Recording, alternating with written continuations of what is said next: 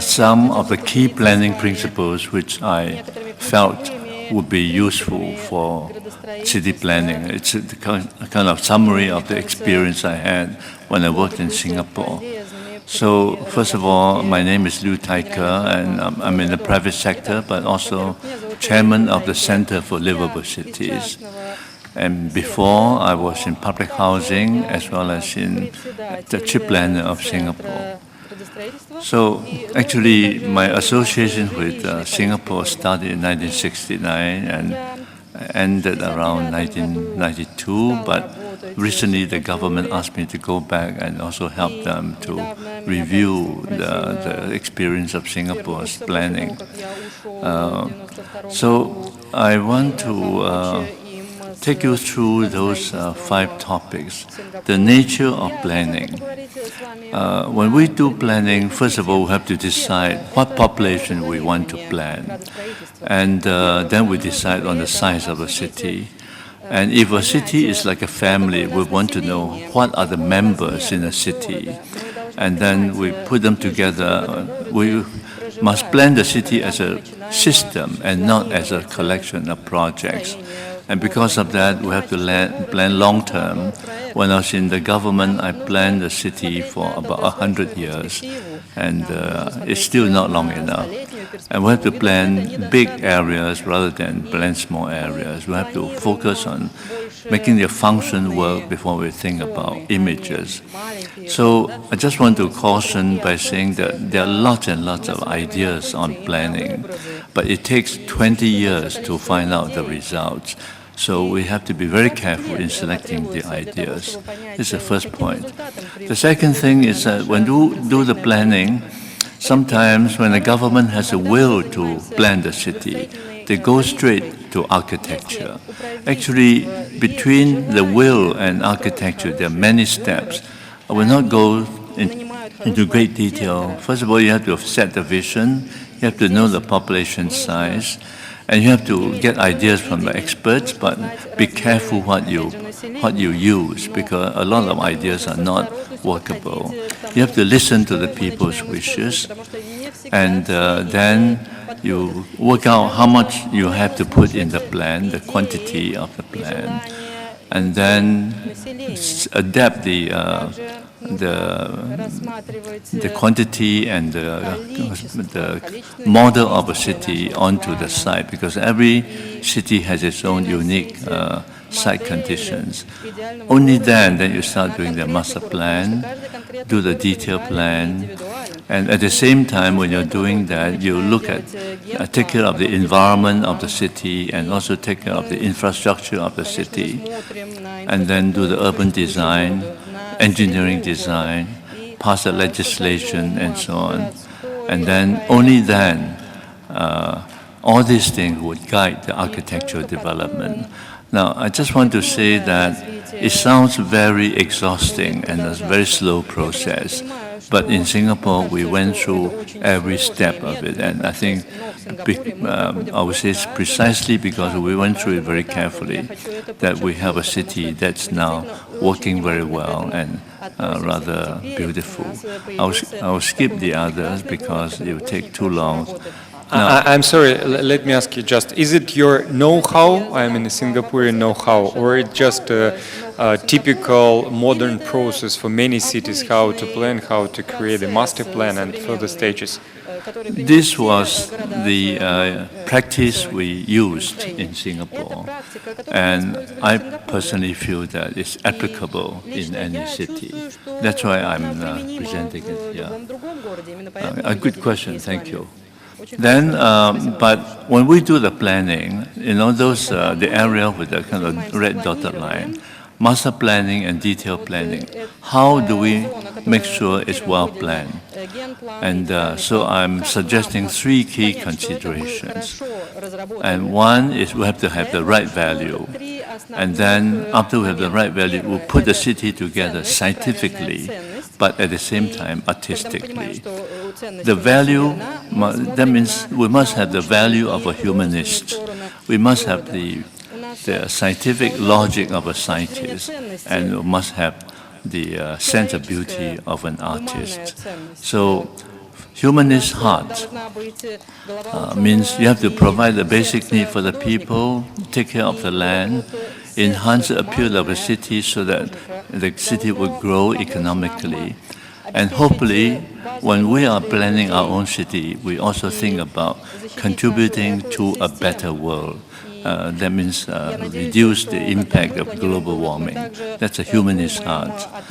The scientist head means we must know what must go inside the city. We must know the sizes of all the elements. And then we have to plan for the needs rather than for your ability. In Singapore, when we were desperately poor, we put all the needs of a city in our master plan, even though we had no money. For example, we planned all our metro line system in 1971. Only in 1983 we had the money, but by that time the lines are already in place. And also, in planning, we plan the 3Ds, that means the length, the width, and the height, but also we must plan the fourth dimension, and that is time. Always plan ahead of time. So that means with the scientist head, we plan the city like a machine for living. But also the artist's eyes. We must protect nature and heritage. We must consider not just the urban design or architecture, that must look after the macro environmental images. And when we build the new buildings, we must respect and work with the land form. In other words, I feel that a planner must have a romance with the land, and therefore you will not damage the land. So if you put all these three together, of course, this is, of course, highly summarized. That means this is what I call urban innovation, because the reason I want to stress this point is that a lot of talk about urban innovation is about architectural design. Actually, if we get these three things done well, I think we are innovating a lot of good solutions for the cities. Now, the final thing is that how do the government, the professionals, and the private sector work together? So in a city, you have to do many things. You have to set the strategy, you have to protect history, nature, then you do master plan, urban design, and so on, from the left to right. And the government will set the macro perspective. The people will set the businessmen, of course, they need to be a short-term perspective. So the government's role is to create a city like a stage, and then let the people and the businessmen to use a perfect stage to act out a kind of lively life drama. But in the government, you have a politician as well as the professional people. Now, and then the two must act with each other. Professional people and the government must talk to each other. Now, unfortunately, in most cities, it's like this. That means the government, the Green Part, spend too much time talking about architecture, and therefore not enough time to talk about strategy, master planning, and detailed planning. I'm saying this because I work in many other cities, and this seems to be the common problem. And therefore, those black area, the area that the government must do its work, is not done, then the businessmen will have to come in and tell the government what to do. And of course, that's not good for the whole city. So finally, I'm talking this not without any understanding of Russian situation, because a few years ago I did this Annapolis in Kazan, and I'm very happy to say that it's now being built, and I keep getting news from Kazan about the development of this project. And as a person coming from the tropics, where I would never see snow, it gave me great pleasure to do this perspective in snow, and I think it will look like this. So this is just to thank you. Thank you. Thank you, Mr. maybe you have some, you touched the experience with a new city. I mean, this Annapolis, it's a new one. But maybe you have some recommendation for all cities, for existing cities, and particularly in the Russian Far East, and particularly Vladivostok, where we are now. What do you think about perspectives, how to make it more perspective, more interesting, more competitive among other Asian tigers? Well, actually, even in Singapore, we have an old city. So the issue is that what we did in Singapore, and I think that will apply to Vladivostok, because this is my second visit here, so I have some knowledge about Vladivostok, is that we have to decide what part of the old city we want to protect and preserve. And then we have to decide what part of the beautiful rivers and the hills and so we must preserve. And then after that, we look for the sites for new development.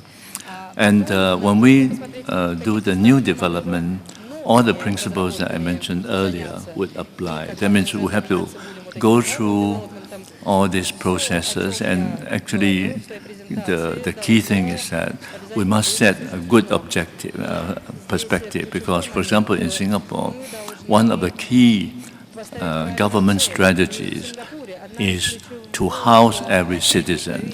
So between 1960 and 1985, we managed to get rid of all the squatters, and by 1985, 100% of the Singaporeans had a house to live in, a proper house to live in. So this strategy must be set very clearly. And of course, if you go to Singapore, you see that the infrastructure is fully 100% in place, traffic is flowing.